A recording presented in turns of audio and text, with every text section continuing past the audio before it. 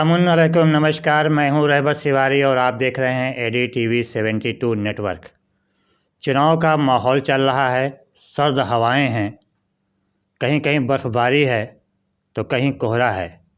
इन घने कोहरे सर्द हवाओं के बीच राजनीतिक गलियारे में गर्मी का माहौल है। चारों तरफ चुनावों के दावे वादे किए जा रहे हैं, तरह तरह के वादे हो रहे हैं, तरह तरह के दावे किए जा रहे हैं। दल बदलों का ज़माना है। आज से अगर 2 दशक पहले अगर देखा जाए तो शायद ही कहीं सुनने में मिलता था कि किसी ने दल बदला है, और जो दल बदलता था तो उसको बड़ी हे निगाह से देखा जाता था। लेकिन आज का माहौल ऐसा है कि स्वार्थी राजनीति हो चुकी है। सब अपने अपने हिसाब से चुनाव लड़ते हैं। जितने भी राजनीतिक दल हैं, जैसे ही चुनाव करीब आता है भगदड़ सी मच जाती है। और ख़ास बात ये भी है कि जिनको कल तक गाली देते थे आज उनका स्वागत किया जाता है, उनके गले में फूलों की मालाएं चढ़ाई जाती हैं। और जो उनके ऐसे कार्यकर्ता जो लंबे समय से पार्टी के लिए पूरी तरह से समर्पित होते हैं उनको दरकिनार कर दिया जाता है, और जो गाली देते हुए वापस आते हैं उनको स्वागत किया जाता है और उनको टिकट थमा दिया जाता है। दल बदलों की इस राजनीति में जगह जगह अगर देखा जाए तो हम बात कर रहे हैं इस वक्त जहां हम बैठे हैं वो है उत्तर प्रदेश के सबसे चर्चित ज़िले में। अगर देखा जाए वो है अंबेडकर नगर। 1995 में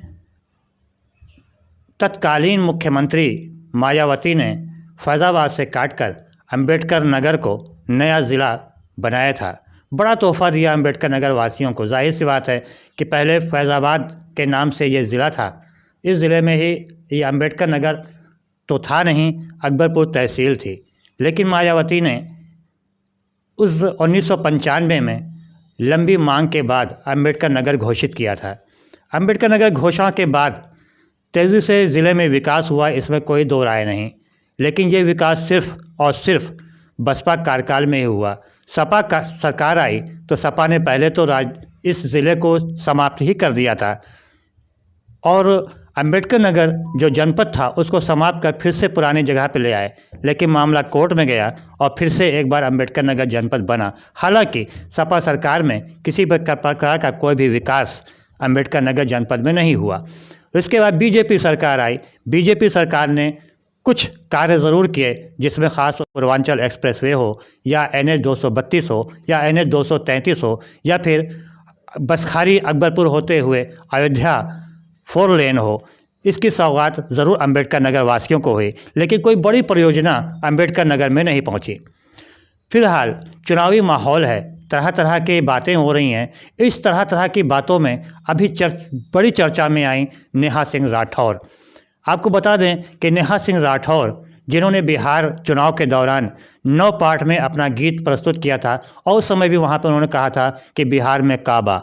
अब इस वक्त उन्होंने 2 पार्ट में अपना गीत, जो कि महान, हम उनको कहेंगे कि हाँ महान लोक गीत गायक हैं वो, और उन्होंने अभी 2 पार्ट में उन्होंने अपना गीत प्रस्तुत किया है जिसमें कहा है यूपी में काबा।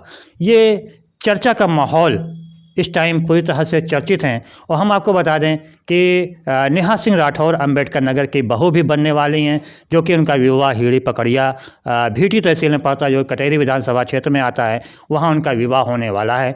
यहाँ की बहू बनने वाली हैं। तो एक अंबेडकर नगर की बहू ने कहा कि यूपी में काबा। 2 पार्ट में उनका ये गीत आया, सोशल मीडिया पे काफ़ी चर्चित रहा, टीवी के ऊपर भी काफ़ी ज़ोर शोर से चला। हालांकि जब इस बारे में सपा के मुखिया अखिलेश यादव से पूछा गया कि क्या आप नेहा सिंह राठौर को जानते हैं, तो उन्होंने साफ इनकार कर दिया कि मैं उनको नहीं जानता। बहरहाल चर्चा का विषय है यूपी में काबा। अंबेडकर नगर की होने वाली बहू ने यूपी में काबा ज़रूर कहा, तो अंबेडकर नगर की एक लड़की ने यूपी में सब्बा ये भी कहा। हमारे साथ इस वक्त मौजूद हैं अंबेडकर नगर के अकबरपुर के इन लोग कॉलोनी के निवासी सत्यप्रकाश द्विवेदी की लड़की है गौरी द्विवेदी। इन्होंने करारा जवाब देते हुए यूपी में काबा का करारा जवाब दिया और करारा जवाब देते हुए उन्होंने कहा यूपी में सब्बा। जिस तरह से नेहा सिंह राठौर ने कहा कि हम 9 पार्ट में यूपी में काबा अपने गीत को प्रस्तुत करेंगे, उसी तरह से इन्होंने भी कहा कि हम भी हर पार्ट का हर बार हम जवाब देंगे और उन्हीं के लहजे में जवाब देंगे। तो हमारे साथ इस वक्त मौजूद हैं गौरी द्विवेदी। हम इनसे कुछ जानना चाहेंगे, फिर इसके बाद हम जिन्होंने उसका जवाब दिया है यूपी में काबा, उसका जवाब भी इनके ही मुँह से हम सुनना भी चाहेंगे। तो गौरी द्विवेदी, आपका हमारे एडीटीवी 72 नेटवर्क में आपका स्वागत है। हमारे एडीटीवी परिवार की तरफ से आपका स्वागत है।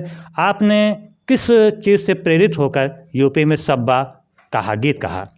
जी, सबसे पहले तो मैं प्रदेश की और देश की जनता को नमस्कार कहना चाहूँगी और मैं ये बताना चाहूँगी कि इस चीज़ को हम इस तरह से समझ सकते हैं कि अगर कोई किसी पार्टी से या किसी सरकार से सवाल, एक अलग बात होती है, पर जैसा कि नेहा जी ने सीधा ये पूछा है कि यूपी में काबा, तो अगर कोई बाहर का व्यक्ति या कोई विदेशी अगर किसी भारत में ये पूछे कि भारत में काबा, तो उसका जवाब हर एक भारतवासी अपने तरीके से देगा। तो बिल्कुल प्रदेश की बेटी होने के नाते मैं बिल्कुल इस चीज़ का जवाब उनको देना चाहूँगी कि हमारे प्रदेश में का बा।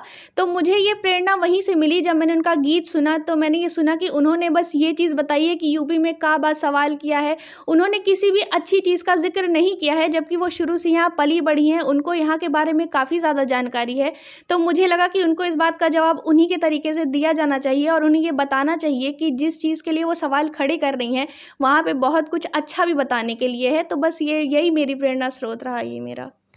जैसे उन्होंने कहा कि यूपी में काबा, जगह जाके उन्होंने हाथरस का नाम लिया, उन्होंने उन्नाव का नाम लिया, उन्होंने गोरखपुर का नाम लिया, कई जगह का उन्होंने नाम लिया कि यूपी में काबा, और हर जगह का उन्होंने अपने गीत में उन्होंने बताया कि कहाँ कहाँ पे किस किस तरह से घटनाएं हुई और किस तरह से महिलाओं का अपमान किया गया। और खुद भी वो महिला हैं और उनका विवाह भी होने वाला यहाँ पे। तो इस जो हाथरस या इस तरह की जितनी भी घटनाएं थीं, इस घटनाओं के बारे में क्या कहेंगे? देखिए, घटनाएँ मैं ये कहना चाहूँगी कि कोई भी सरकार आ जाए या कैसा भी कोई भी माहौल वो हमारे लिए बना दे, कितनी भी कड़ी सुरक्षा व्यवस्था कर दे, घटनाएँ ऐसी हैं कि जिनको रोका नहीं जा सकता। हाँ, होने के बाद या एक कड़ी कार्रवाई करके आगे ऐसा ना हो, इसके लिए कड़ा संदेश दिया जा सकता है। क्योंकि कहा जा रहा है कि घटनाएँ उनकी सरकार में हुई हैं और उनको जवाब देना चाहिए, ऐसा है वैसा है। तो मैं बस एक ही बात कहना चाहूँगी कि मैंने कहीं पढ़ा था कि संस्कार से ही अपराध रुक सकते हैं।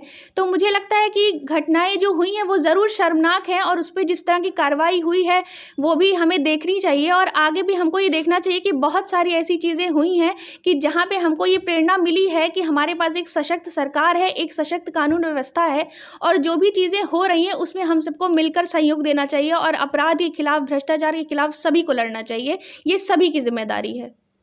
यूपी में काबा, इसका जवाब आपने करारा जवाब दिया। यूपी में सब्बा, तो हम चाहेंगे कि हमारे जो व्यूवर्स हैं यूपी में सब्बा, आपने भी सोशल मीडिया पे चलाया, फेसबुक पे, इंस्टाग्राम पे, सब पे चला, तो हमारे चैनल के माध्यम से हम चाहेंगे हमारे व्यूवर्स आपका यूपी में सब्बा वो सुने।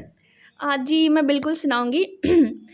गोरखपुर में योगी बाबा, नारस में मोदी बा, अपराधिन के काम तमाम बा, गरीब के पक्का मकान बा, ई बा यूपी में ई बा, पक्की यहाँ सड़क बनल बा, जनता का बिजली मिलल बा, जनता के समर्थन से जब से यहाँ कमल खिलल बा, ई बा यूपी में ई बा, अवैध धंधा बंद हो गईल, चोर सारे दंग रह गईल, बाबा और बबुआ के जोड़ी एक्के हार में भंग हो गईल, यूपी में हमार राम बा, यूपी में किसन बा, यूपी के विकास हम सब का मिशन बा, यूपी में रोजगार बा, जनता होशियार बा, बाबा का जितावे खातिर यूपी तैयार बा, तू काहे हैरान हो, इतना परेशान हो, यूपी के विकास देख के तूहू का खिसियान हो, आवा हम बताए दे, तुमका दिखाए दे, सड़क सुरक्षा समृद्धि संस्कृति हिया अब बा, सब बा हमार यूपी में सब बा।